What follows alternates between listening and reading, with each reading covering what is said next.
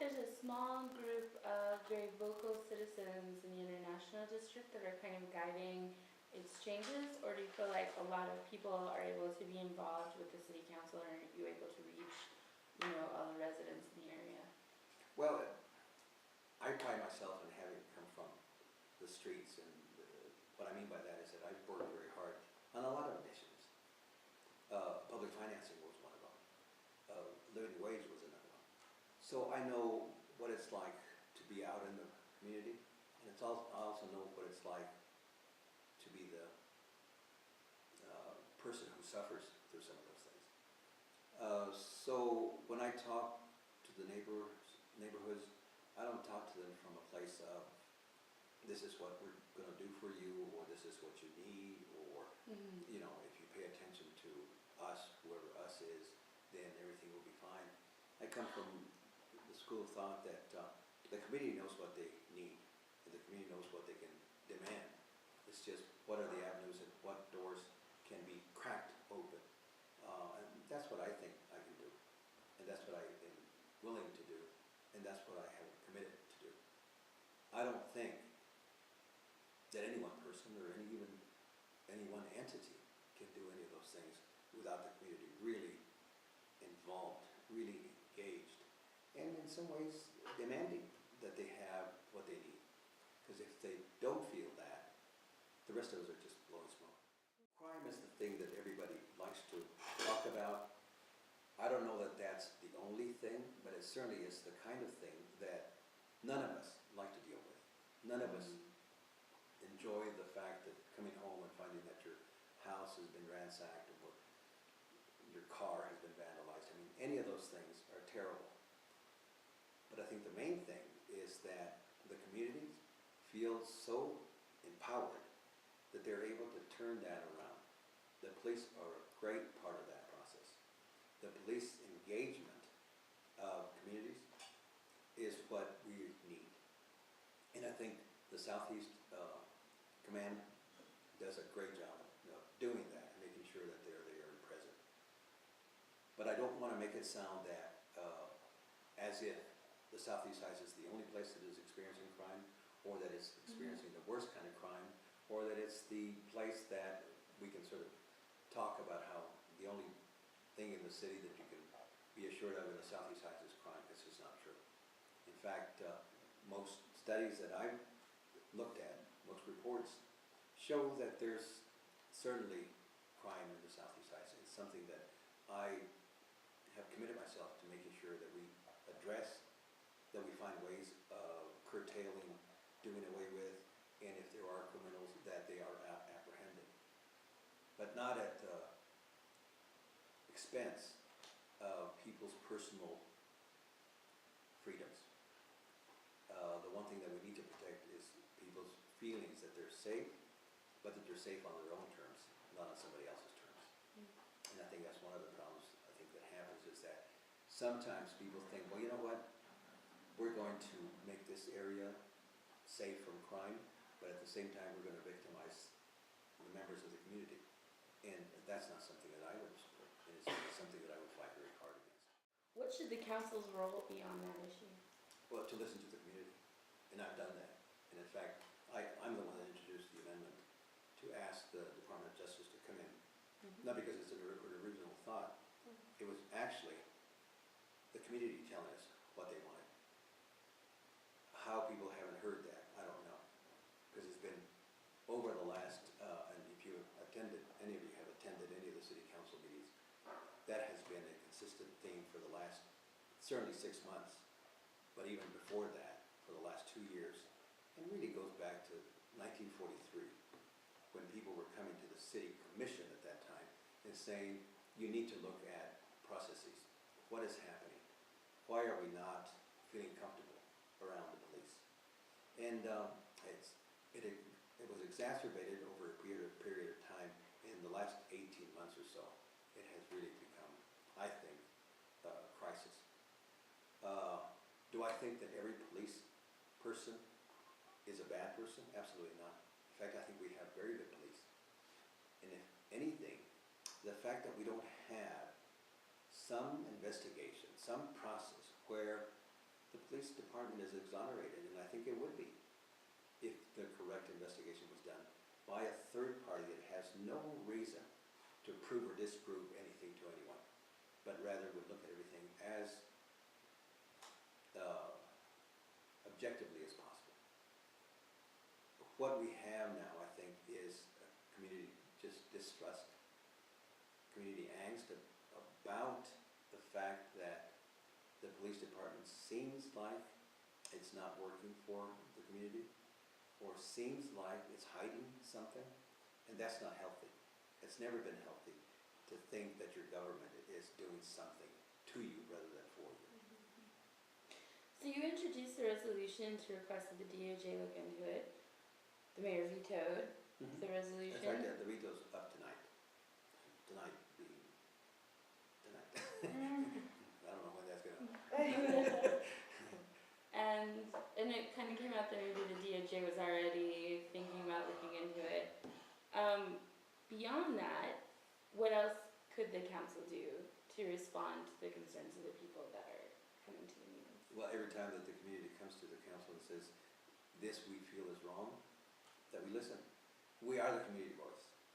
I know that the mayor is elected, but he's elected for an administrative reason. He's the executive branch. They execute. They make sure that the streets are paved and that sort of thing, and they're administrative. We legislate.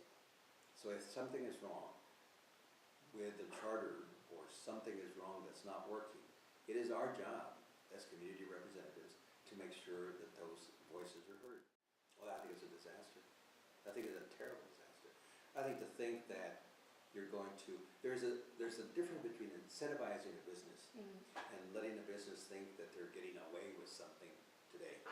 Because that's what this is doing. To roll back this is a savings to a developer, for instance, or a home builder, to save $1,500 per house. When in fact, if that place had been, or that facility had been built to better standards, especially energy standards, that facility will save the owner thousands of dollars, hundreds of thousands of dollars over a lifetime. But to be short-sighted and say, well, you know, we're going to cut a corner and save $1,500 or whatever the number is, $100,000 for a large building today, only to suffer the energy losses that we could have recouped or realized in the future. It's just short-sighted thinking, and I think it's, again, I hate to say it, but I think it's blowing smoke. I think it's telling people, we don't care what happens to you in the future. We just want to look good today, and we want to sort of do it on the cheap in a way that sounds like we're, you know, doing things right, when I think it's really the worst thing you can do. So the people who are pushing for the rollbacks of those regulations suggest that it would be good for business, that it would, you know, allow people to, you know, lift their projects off the ground more easily. Does it not seem that way to you? No. I mean, it may help to give somebody the ability to build a house right now, because it's saving them some money. But the consumer, or the person buying that house, is going to suffer through many years, a lifetime of that project, of losses in energy savings and other quality of that facility. We have experienced in the past where housing was built to a very low standard, and people find that in 5 years their house is in terrible disrepair because the quality is so low. I think if you build it well to begin with, you recoup not only the fact that that house will last longer, but all the energy that you saved because it was well built and well insulated, and, you know, all of the codes that are in the new or the present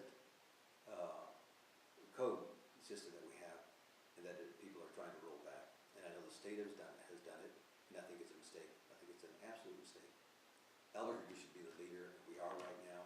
To roll that back would put us at the end of the line of people who have just fallen victim to that kind of thinking. It, I think, will take us to another level of what is needed in this corridor for sure. And I would venture to say the larger corridor of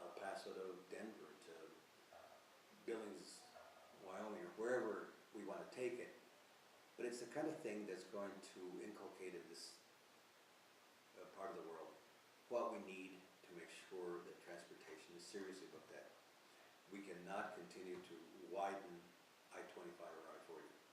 We can't afford it, first of all. And secondly, I think that's the wrong incentive for people.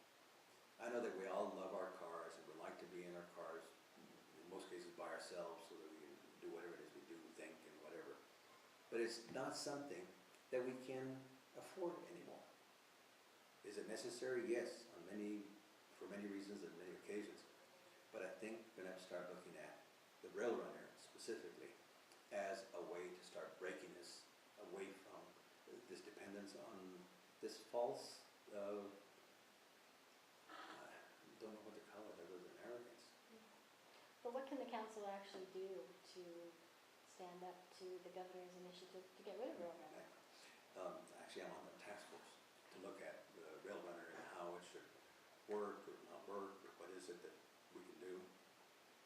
And one of the things that I asked the task force to at least entertain, and that is new vocabulary, or at least not to use old vocabulary to stop discussion, and that is incentives and how it, we spend so much money on the rail runner. We don't. We really don't. The good that the rail runner has done and is doing far surpasses any amount of money we have put into it. And everybody says, yeah, but it's not paying for itself. No mode of transportation pays for itself. None. We just recently spent $420 million to widen and lengthen I-25 going north from Albuquerque to Bernalillo, I believe, or maybe past Bernalillo. We are now talking about $480 million for one interchange, Paseo and I-25. We just have recently spent millions, and not only the Big I, but also Coors Interchange, I think was $10 million. I like to travel in northern New Mexico. Love it. Rural areas are perfect. A lot of those roads cost millions of dollars, and they carry less people than, on a week, than the rail runner carries in a day.